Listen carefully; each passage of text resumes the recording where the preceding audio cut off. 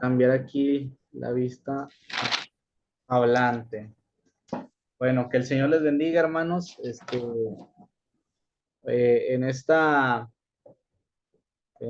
noche vamos a empezar a estudiar lo que sería el libro de Ruth, un libro que ha sido muy elogiado por muchas personas. Muchos han hablado de la excelencia literaria, la riqueza que aporta el libro de Ruth. Es un libro muy estilizado, muy trabajado, una redacción, una narrativa cautivante que aborda temas que van desde el amor humano, la lealtad, la virtud, la providencia divina, y todos estos temas se van destacando en una narración pues muy bonita, además muy corta. El libro de Ruth consta solamente de 4 capítulos, es un libro muy breve, eh, y creo que en esta clase podemos bien aprovechar para explicar un poco más el contenido del libro de Ruth, además de lo que son los datos de introducción, los datos generales del libro. Para empezar, hermanos, hablamos acerca del nombre de Ruth. Eh, la palabra Ruth, hermanos, se relaciona con dos raíces hebreas. Una de esas raíces hebreas significa acompañante o amiga. Ruth, entonces, de acuerdo a esa primera raíz hebrea, vendría a significar compañera, la que acompaña, amiga o amigo. Ruth también puede significar, si lo relacionamos con otra raíz hebrea, puede significar alguien que apoya, alguien que alienta. Estos son las dos raíces hebreas con las que las están relacionando, y los dos significados probables para, para la palabra Ruth.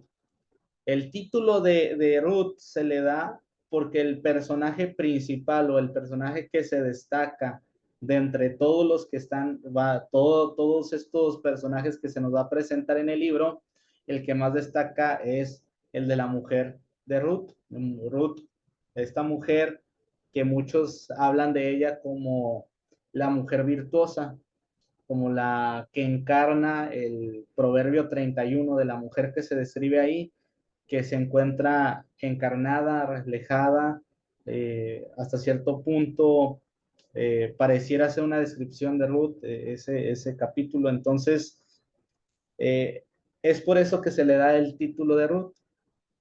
¿Cuándo fue escrito este libro? ¿Cuándo fue escrito? Eh, Hay varios detalles dentro del libro que nos hacen pensar que esta obra existió durante el periodo de la monarquía. Quien escribió tenía conocimiento de David, de la existencia de David, y muchos hablan de que esta obra surge como una justificación. Uno de los intereses de quien escribe esta historia es darnos el origen del rey David. Si nosotros vamos al capítulo 4 de Ruth, del versículo 18 al 21, nos toparemos con el siguiente dato biográfico relacionado, o dato genealógico relacionado con David. Dice, estas son las generaciones de Fares. Fares fue el padre de Esrón, Esrón el padre de Ram, Ram el padre de Aminadab, Aminadab el padre de Naasón, Naasón el padre de Salmón, Salmón el padre de Boz, y Boz el padre de Obed, Obed el padre de Isaí, e Isaí el padre de David. Entonces, quien redactó el libro, lo redactó durante el periodo de la monarquía, ya sea durante el reinado de David, porque ya conocía a David, o posterior al reinado de David. Eso nos pone a nosotros en un punto de que el libro pudo haber surgido en el tiempo del siglo X, cuando David comienza su reinado, por ahí del año mil y tantos, el año 1011 al 978, por ahí, muchos lo fechan, otros dan otras fechas, pero podríamos bien considerar como un origen de redacción. Se empezó a redactar este libro durante el periodo de la monarquía, posterior a la monarquía de David. Ahora, nosotros hemos dicho aquí que todos los libros de la Biblia, o al menos los libros del Antiguo Testamento, han seguido un proceso de redacción, compilación, edición y canonización, que algunas de estas cosas se fueron dando simultáneamente, no es que fueron etapas progresivas o etapas, digámoslo así, cronológicas, ¿verdad? De que primero, obviamente que sí sigue un orden cronológico, pero no es un orden cronológico estricto, porque algunos libros fueron redactados y desde ese momento en que fueron redactados, fueron tomados como parte del canon del Antiguo Testamento, como parte de la lista de libros que son considerados por el pueblo de Dios como palabra de Dios, como inspiración, como parte del testimonio de la revelación divina. Por eso digo que no sigue un orden estricto este proceso que nosotros hemos descrito en sus diferentes etapas. No son etapas estrictamente cronológicas, porque algunos pasos se dan de forma simultánea, pero sí, o sea, obviamente que primero debió de haber existido una redacción, ¿verdad? De haber existido un documento, un testimonio escrito de la obra, y posteriormente esa obra fue suplementada con otras fuentes, fue actualizada, fue contextualizada, fue acoplada de tal manera que las personas de otro tiempo, de otras épocas, de otros periodos, pudieran entender lo que el libro quería comunicar. Por eso vemos el cambio de lugares antiguos, el nombre de lugares antiguos, por otros nombres actuales que son posteriores a la conquista de Israel, eh, a la conquista de Israel de la tierra de Canaán. Y lo mismo ocurre con el libro de Ruth. Ruth es redactado, eh, sufre también actualizaciones, sufre también un proceso de compilación. De hecho, hermanos, el libro de Ruth nosotros lo tenemos en la sección de libros históricos y lo ponemos entre el libro de Jueces y el libro de Primera de Samuel. ¿Por qué lo ubicamos en ese lugar? Porque la historia se desenvuelve en el tiempo de los jueces. Si nosotros vamos al libro de Ruth, capítulo 1, versículo 1, nos toparemos con este dato que nos da el contexto de en qué tiempo se va a desenvolver la historia. Ahora, no nos confundamos, hermanos, aquí. Una cosa es la fecha de redacción y otra cosa es el contexto de la narración. Cuando nos referimos a la fecha de redacción, nos referimos a la fecha o al momento en que el libro de Ruth fue escrito. El momento en que esta tradición que a lo mejor, esta historia que a lo mejor pudo haber existido de forma oral, pasó de ser una tradición oral a ser una tradición de carácter escrito, porque alguien lo pasó a papel, lo escribió. Entonces, a eso nos referimos con la fecha de redacción. En el momento en que el testimonio de esta historia se convierte en un testimonio escrito. Cuando nosotros nos referimos al contexto de la narración, es esta historia, en qué momento se desenvuelve, los acontecimientos que registra este testimonio escrito, en qué momento se desarrollan. Y el autor del libro de Ruth nos da una pista muy, muy evidente y también muy clara de en qué momento se da la narración del libro de Ruth. En el capítulo 1, versículo 1 nos dice, aconteció en los días en que gobernaban los jueces en Israel, hubo hambre en el país y un hombre de Belén de Judá fue a residir en los campos de Moab con su mujer y sus dos hijos. Aquí vemos ya, hermano, la introducción del libro de Ruth y nos pone en el contexto en el que se va a dar la historia. Es decir, los hechos relacionados con Ruth, los hechos narrados en este libro, suceden en el momento de jueces. Eso no significa que en el momento del tiempo de los jueces se haya escrito este libro, ¿no? Pudieron haber pasado muchos años después. Esta historia pudo haber existido desde el tiempo de los jueces, que la hayan conocido de alguna manera, como ya hemos dicho, quizás de forma oral, y que mucho tiempo después, quizás siglos, alguien bajo la guía del Espíritu Santo y por las circunstancias que le rodeaban, tuvo a bien escribir esa narración. Algunos hermanos,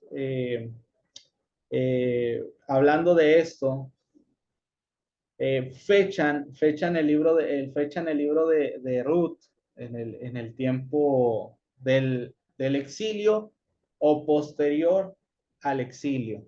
Esto debido al uso que se hacen de expresiones relacionadas con el arameo, que viene a ser un idioma dominante en el tiempo del exilio y posterior al exilio, y eso nos damos cuenta también por el uso que hace el arameo el libro de Daniel, que luego también cuando nosotros vamos al Nuevo Testamento, y por mencionar un ejemplo específico, si nosotros leemos el Evangelio de Juan, dice, en hebreo dijo esto, y nosotros nos imaginamos que la gente del tiempo de Jesús, leyendo el libro de Juan, hablaba el hebreo que hablaban los antiguos israelitas, pero no, realmente esa alusión a que hablaban hebreo no es una alusión al hebreo antiguo de los israelitas, se refiere al arameo, es decir, Juan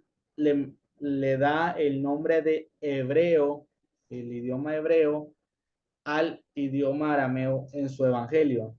Entonces, esto ocurre después del exilio.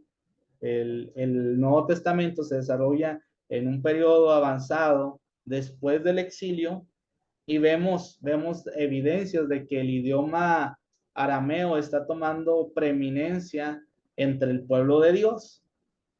Y por eso, por las expresiones que se utilizan en el idioma original, que están muy cercanas a la estructura, a la forma del arameo exílico o posexílico, entonces algunos citan o hacen referencia a que el libro de Ruth fue escrito durante ese periodo.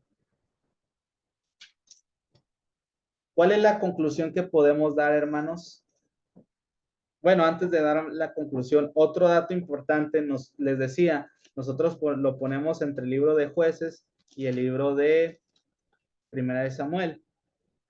Los hebreos, hermanos, los hebreos, su ubicación en el canon, recordemos si vamos a hacer referencia a la estructura tripartita de la Torá, la Tanaj hebrea: ley, profetas y escritos. En el libro de los escritos están lo que nosotros consideramos la literatura sapiencial o la literatura poética. Y dentro de la literatura sapiencial o poética, en el libro en la última sección, que son los escritos, está una sección, una subdivisión que le llaman los Megillot o los 5 rollos, que dentro de estos 5 rollos están 5 libros que se leen durante las festividades judías más importantes, entre ellas Lamentaciones, que se leía, por ejemplo, en el tiempo en el periodo de los tabernáculos, Eclesiastés, Cantar de los Cantares, que se lee también en el Pentecostés.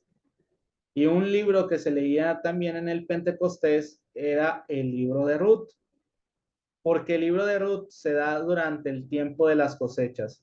El Pentecostés, hermanos, es un nombre griego que significa 50 días después. Es decir, el Pentecostés se celebra 50 días después de la Pascua. La Pascua se celebra en el día 14 de Nisan. Después de ese día se empiezan a contar 50 días y entonces tenemos lo que es el Pentecostés, que en la ley de Levítico y en el Pentateuco se llama a esa fiesta no el Pentecostés, se le da el nombre de la fiesta de las primicias. Es cuando se reciben los primeros frutos de las cosechas. Cuando nosotros leemos el libro de Ruth, tenemos una escena donde Ruth está cosechando en el campo de un familiar que luego vendrá a ser el familiar redentor de Ruth y de Noemi, su suegra. Por ahí en el capítulo 2, versículo 8. Entonces vos dijo a Ruth: oye, hija, no te vayas a espigar a otro campo, tampoco pases de aquí, sino quédate con mis criadas. Fíjate en el camino donde ellas ciegan y síguelas, pues he ordenado a los siervos que no te molesten cuando tengas sed. Ve a las vasijas y bebe del agua que sacan los siervos. Ella bajó su rostro, se postró en tierra y le dijo: porque he hallado gracia ante tus ojos para que se fije en mí, siendo yo extranjera. Entonces aquí vemos que Ruth está en los campos de Boz, un pariente cercano de Noemí, y entonces ella comienza a espigar dentro de este campo. Luego en el capítulo 3 dice, miren, capítulo 3, versículo 2 dicen, miren, él va a aventar cebada en la era esta noche. Lávate pues, perfúmate, ponte tu mejor vestido y baja la era, pero no te des a conocer al hombre hasta que hayas acabado de comer y beber. Entonces hay una festividad relacionada con la cosecha de cebada. Por este contexto agrícola, es que se lee el libro de Ruth durante el Pentecostés. Se leía el libro de Ruth en el Pentecostés. Entonces, Ruth, para nosotros, es un libro histórico y por lo tanto está en la sección de los libros históricos. Para los judíos, el libro de Ruth pertenece al libro pertenece a los rollos de los libros que se leen durante las festividades más importantes de los judíos. Y también, otra cosa, la sección de los escritos, hermanos, hasta cierto punto podríamos decir que esta sección de ley, profetas y salmos, estas tres secciones siguen un orden cronológico. Si siguen un orden cronológico, la primera sección en completarse y cerrarse fue la sección de la ley. Luego la segunda sección, la sección de los profetas. Y posteriormente tendríamos la sección de los escritos, que sería la última sección que se termina de compilar y de cerrar. Y como es la última en cerrarse, hermanos, obviamente que lo que se compila es lo último que se editó, lo último que se compiló, lo último que se redactó. Por eso Daniel, el profeta Daniel, de ahí surge la teoría de que Daniel no fue escrito durante el exilio, sino posteriormente al exilio, como en el 139 antes de Cristo. Entonces, eso rompe con la idea, la idea del silencio de 400 años, ¿no? Que 400 años antes de Cristo se cierra el canon, pero ya vemos que puede darse la idea de que como Daniel está en el libro de los escritos, que fue la última sección del canon que se cerró, entonces Daniel está ahí porque ya cuando Daniel fue escrito, ya se había cerrado la sección de los profetas, y entonces ya no lo pueden incluir, por así decirlo, en la sección de los profetas, y por eso se le incluye dentro de la sección de los escritos. Por eso a muchos hablan de la fecha de Ruth, al igual que Daniel, como una fecha posterior al exilio, no solamente por su contenido, no solamente por la estructura gramatical, sintáctica o morfológica de las palabras relacionadas con el arameo, sino también porque pertenece a esta última sección del canon que fue cerrada, que fue la última, y esta fue cerrada posterior al exilio. Por eso muchos hablan de una fecha posterior al exilio en el libro de Ruth. Hablando de su contenido, hermanos, a veces como nosotros leemos la Biblia y decimos, está en la sección de los históricos, hermanos, nosotros ¿qué esperamos? Si nosotros ya hablamos de la historia, de la narración histórica bíblica, que no es similar a cómo se hace historia actualmente, pero una persona, ¿verdad? Una persona que no está en el seminario, una persona que no ha estudiado la Biblia a profundidad y luego se le dice, ah, estos son libros históricos. ¿Qué se le viene a la mente cuando vaya a leer estos libros? Ah, pues que va a encontrar un relato histórico confiable similar a los relatos históricos que se producen actualmente, que la idea es registrar los hechos tal cual ocurrieron. Pero eso no ocurre en el libro de Ruth. El autor no describe los hechos tal cual ocurrieron, ¿no? Porque sigue una estructura literaria similar a una especie de obra teatral, donde tenemos tres actos. El acto de fidelidad, cuando Noemí viene de Belén y viene de Belén a Moab y luego de Moab regresa a Belén y esta Noemí y Ruth la sigue con fidelidad.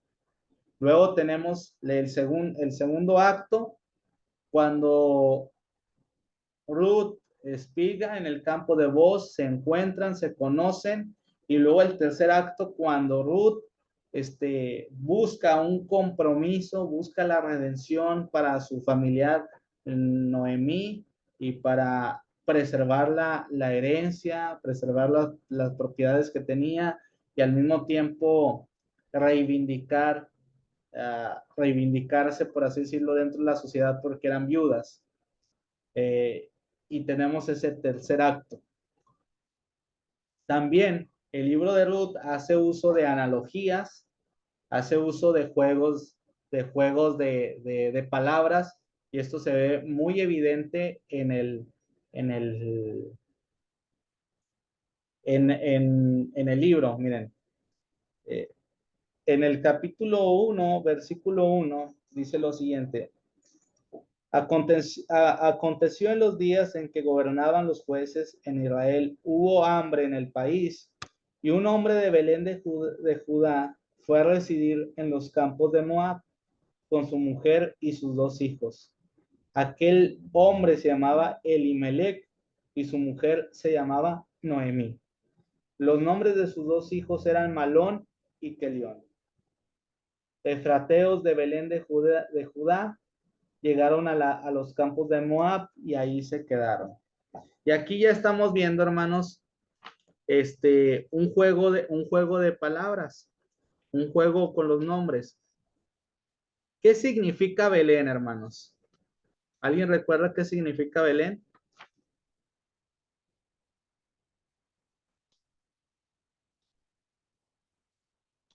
Casa de pan. Casa de pan, casa de pan, pero fíjense cómo inicia. Aconteció que en Israel hubo hambre en el país y un hombre de Belén de Judá fue a residir en los campos de Moab. Fíjense, o sea, fíjense que aquí hay una ironía, ¿no? hay hambre en la tierra de Belén, hay hambre en la casa de pan. O sea, es algo irónico que en el lugar que se llama casa de pan haya hambre. Entonces, por qué se van? ¿Por qué se van de Belén? Porque hay hambre, pero Belén es la casa de pan. Entonces, es algo irónico, ¿verdad? Es así como incongruente y eso lo hace evidente aquí el autor. O sea, él está jugando con los nombres. Elimelech significa mi Dios es rey. Eso es lo que significa, mi Dios es rey. Noemi significa alegre, feliz, gozosa. Eh, y Malón y Kelión, ambos significan enfermizo o débil eh, o caduco, respectivamente. Malón significa enfermizo o débil y Kelión significa caduco. ¿Y por qué, hermanos? ¿Por qué le da estos dos nombres? Porque finalmente los dos se mueren. Ahí lo vemos en el versículo 3. Y murió Elimelech, marido de Noemí, y quedó con ellas, quedó con ella, con sus dos hijos. Ellos se casaron con mujeres moabitas, y el nombre de una era Orfa, y el nombre de la otra Ruth, y vivieron ahí unos 10 años. Murieron también los dos, Malón y Kelión, y la mujer quedó privada de sus dos hijos y de su marido. Entonces, este Malón, que significa enfermizo o débil, y Kelión, que significa caduco, finalmente caducaron porque se murieron. Entonces, aquí hay un juego de palabras, ¿no? Está relatando hechos, pero también está haciendo alusión a esos hechos en base a los nombres. Ahora, lo que sigue, hermanos, es el nombre de Ruth y Orfa, las dos nueras de Noemí. Eh, Orfa, hermanos, significa nuca o espalda. Y hace referencia a la actitud de dar la espalda. Y Ruth significa compañera o también la que conforta. Y esto ya nos habla, hermanos, de las acciones de Ruth y de Orfa. Porque qué hizo Orfa? En el momento en que le dijo su suegra, váyanse, yo ya no tengo hijos, ustedes van a tener carencias conmigo porque yo soy viuda y ustedes viudas, ¿cuándo les voy a dar otro hijo para que les levante descendencia? Ustedes váyanse, buscan un marido, son jóvenes. ¿Y qué hace Orfa? Se va, se va. En el versículo 10 y dijeron, no, sino que ciertamente volveremos contigo a tu pueblo. Pero Noemí dijo, vuélvanse, hijas mías, ¿por qué quieren irse conmigo? ¿Acaso tengo aún hijos en mis entrañas para que sean sus maridos? Vuélvanse, hijas mías, váyanse porque soy demasiado vieja para tener marido. Si dijera que tengo esperanza y si aún tuviera un marido esta noche y también diera a luz hijos, esperarían por eso hasta que fueran mayores. ¿Dejarían ustedes de casarse por eso? No, hijas mías, porque eso es más difícil para mí que para ustedes. Pues la mano del Señor se levantó contra mí y ellas alzaron sus voces y llevaron una a otra. Y Orfa besó a su suegra, pero Ruth se quedó con ella. Entonces Noemí dijo, mira, tu cuñada ha regresado a su pueblo y a sus dioses, vuélvete tras tu cuñada. Ahí lo tenemos. ¿Qué hizo Orfa? Le dio la espalda a su suegra. Le dio la espalda. Finalmente sí amaba a su suegra. No estamos diciendo que no amaba a su suegra Orfa porque la besó, lloró, no quería separarse de ella, pero finalmente, ¿cuál fue la actitud de ella? Alguien que da la espalda. Pero ¿cuál fue la actitud de Ruth? Versículo 16. Pero Ruth te respondió, no insistas en que te deje o que deje de seguirte, porque donde tú vayas, yo iré, y donde tú mores, moraré, y tu pueblo será mi Dios, y tu Dios mi Dios. Donde tú mueras, ahí moriré, y allí seré sepultada. Así haga el Señor conmigo, y aún peor, si algo, excepto la muerte, nos separa.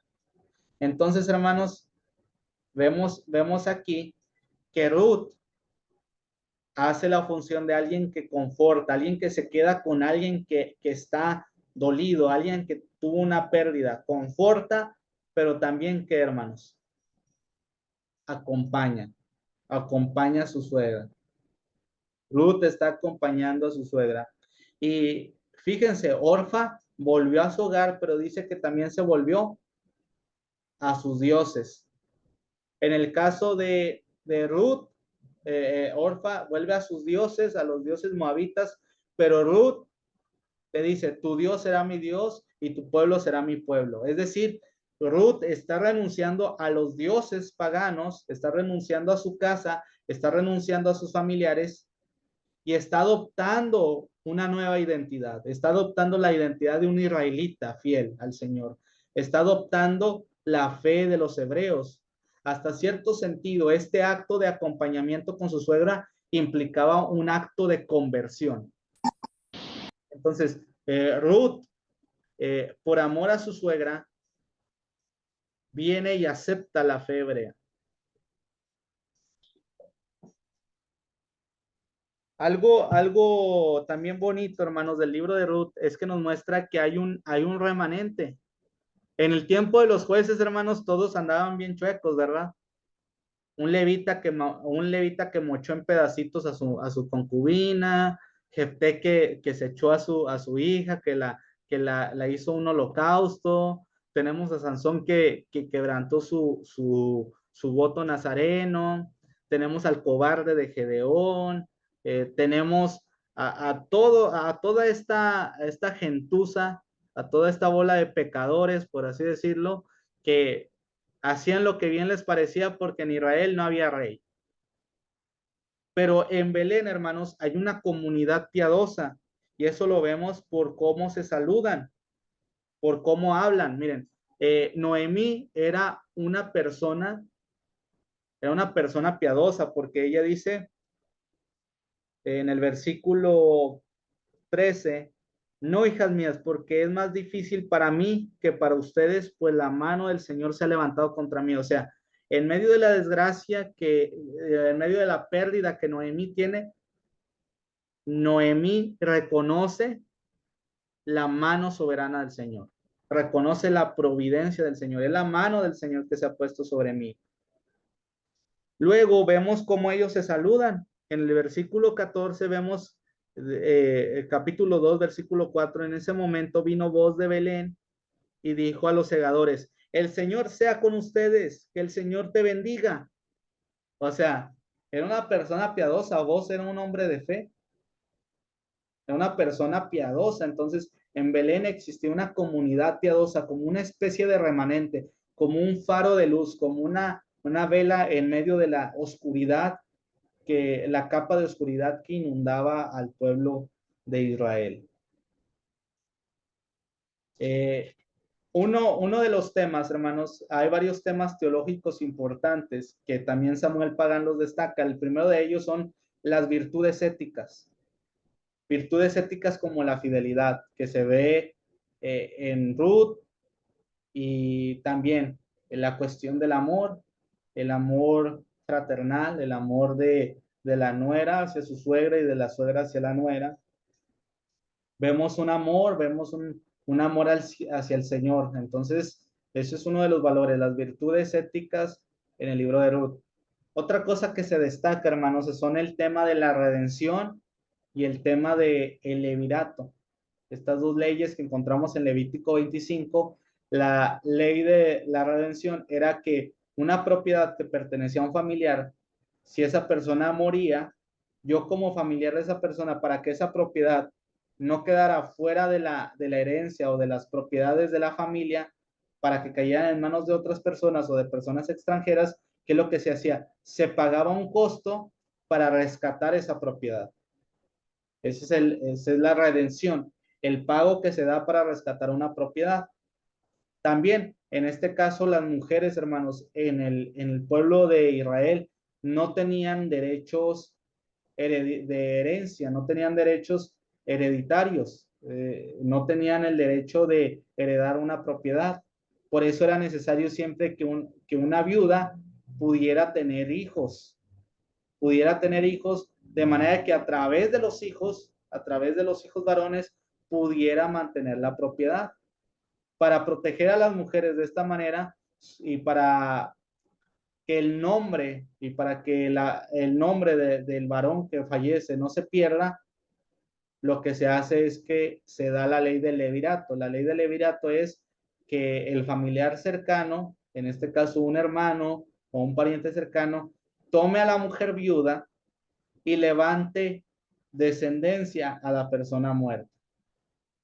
Entonces, vos se convierte en ese pariente redentor y en ese pariente que toma a Ruth como su mujer con la finalidad de reivindicarla, reivindicar sus derechos de propiedad, rescatar la propiedad, pero también reivindicarla a ella dentro de la sociedad, dándole familia.